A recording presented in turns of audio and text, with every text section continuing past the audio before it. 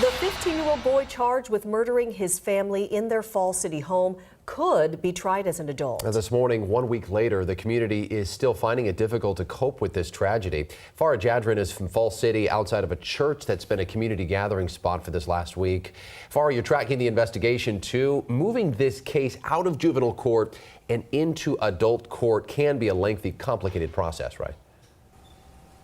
Yeah, and it could take several months, Jake and Mimi. It's a decision we likely couldn't even hear about till, say, next June. Now, prosecutors are saying this should be done because they're pointing to the severity of the teen's alleged crimes. Right now, he's charged with 5 counts of first-degree murder. He's also facing a charge of first-degree attempted murder. So those first charges are for the killings of his 2 parents and 3 siblings, and that second charge would be for his 11-year-old sister who survived the shooting. So a lot of work investigators are still doing at this point. We want to show you something we recreated for you to show you what investigators are working with as they kind of look at what happened with the scene. This is based off public records and drone footage. The bottom of the stairs leading down to the daylight basement were bodies of the father and 2 children, Mark Humiston, who was shot multiple times. The others shot in the head, 9-year-old Joshua and 7-year-old Catherine.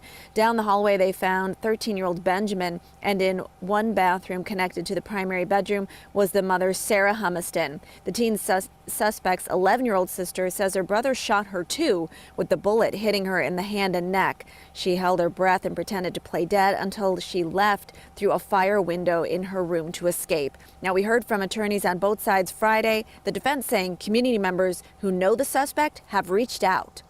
And they have attested to his good character. He's been described as kind and caring. Held in secure detention and that he be ordered to have no contact, direct or indirect, with the surviving victim.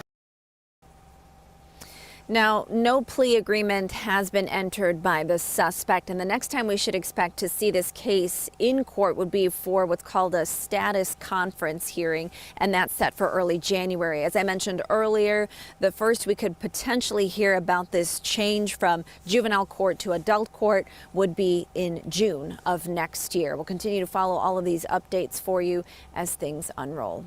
Live in Falls City, Farah Jadrin, King 5 News.